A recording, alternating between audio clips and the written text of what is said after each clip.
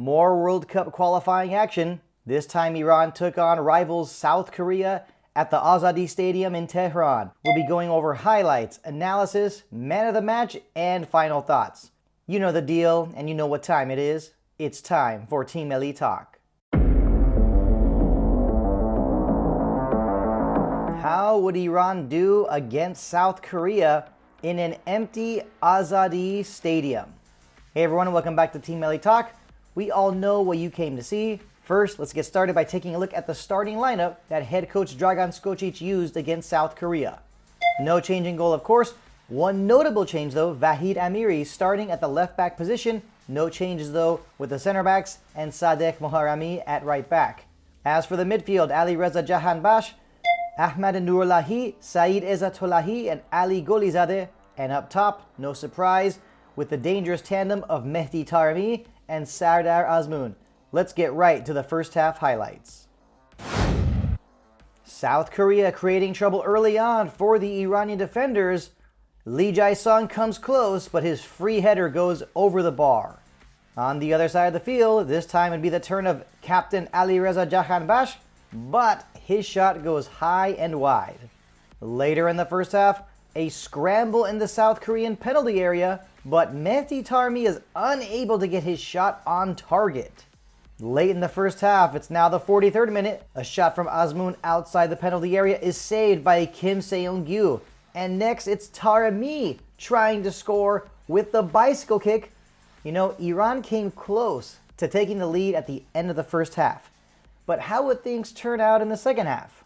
Well, let's check out the second half highlights. Early in the second half, a breakdown in the Iranian midfield. The Koreans are on the attack. A perfect pass to Son Heung-min, and he places the ball perfectly past Ali Reza Bayranvand. This was the first time in nearly 2 years that Iran would find themselves playing from behind in a World Cup qualifier. But how would Team Melli respond?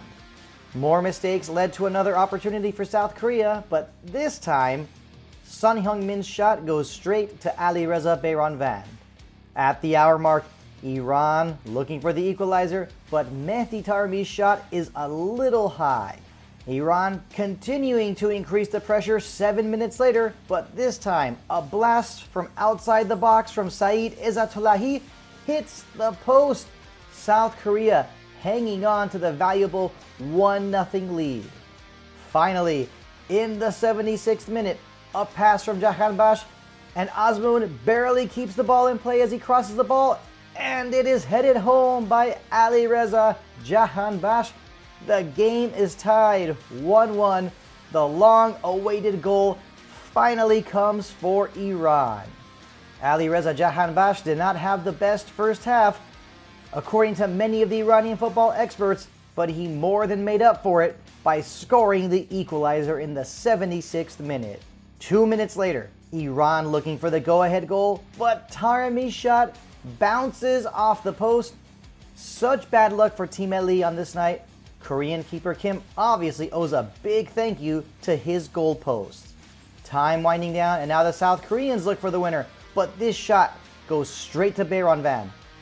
Finally, in stoppage time, the South Koreans would have the last chance of the night to win the match, but Na Sang-ho's shot is stopped brilliantly by Ali Reza Bayranvand. Both teams would share the spoils as the match ended 1-1. Now, when looking back at this match, obviously there was some good and bad for the national team of Iran. Starting with the good, well, Iran fought back, they refused to give up, and they came so close to winning this match against South Korea. Now for the bad, it's very clear that South Korea exposed those weaknesses of Iran's defense and Iran's midfield. No doubt about that. Iran's defense not very organized, kind of all over the place. Fortunately, this free header did not end up as a goal for South Korea. Now, when going back to the goal scored by Son Heung-min early in the second half, I've also got to go back to my previous episode when I talked about my keys for Iran winning the game against South Korea. I said they had to slow down the attack on the flanks and stay compact in midfield. When taking a look at this still shot, we can clearly see there was a breakdown in midfield, plenty of space, and we cannot be surprised that Son Heung-min finished this off with no problems.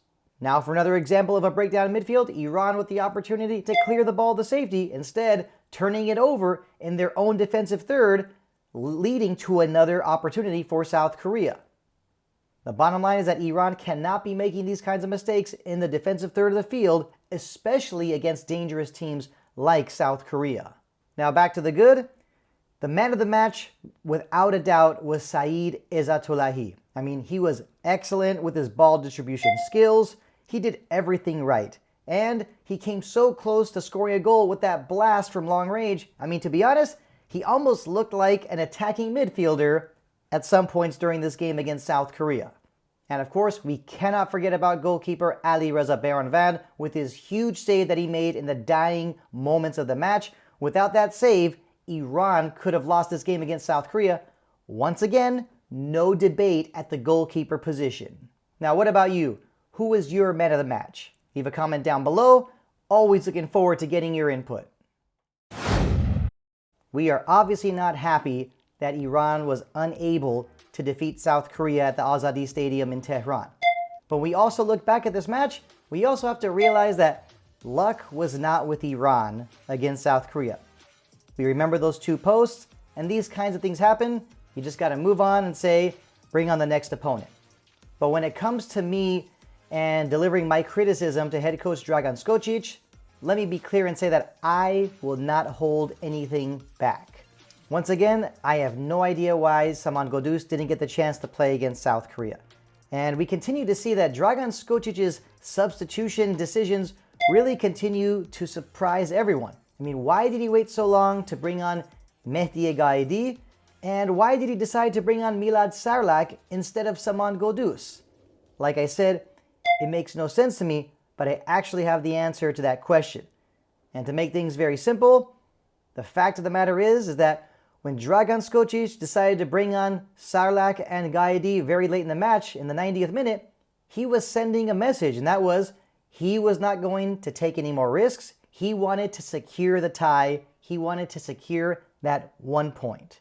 Now, Mr. Skocic, that was not cool at all. You owe an apology to all the Team Melli fans. And on a brighter note, Iran is still currently top of the table in Group A, and next month will face Lebanon and Syria away from home. And that is it, everybody, for this edition of Team Melli Talk. As always, really do appreciate the support, and thank you so much for helping us reach that 1,000 subscriber mark on this YouTube channel. You are the best. Make sure you get to our website, www.teammellitalk.com. Remember, this is your best source for the latest news on Team Melli, the national team of Iran. Make sure you find us on social media. You know the handle, at Team Melli Talk. We're on Facebook, Instagram, Twitter. Don't forget to like, comment, share, subscribe. Hit that notification button. See you on the next edition of Team Melli Talk.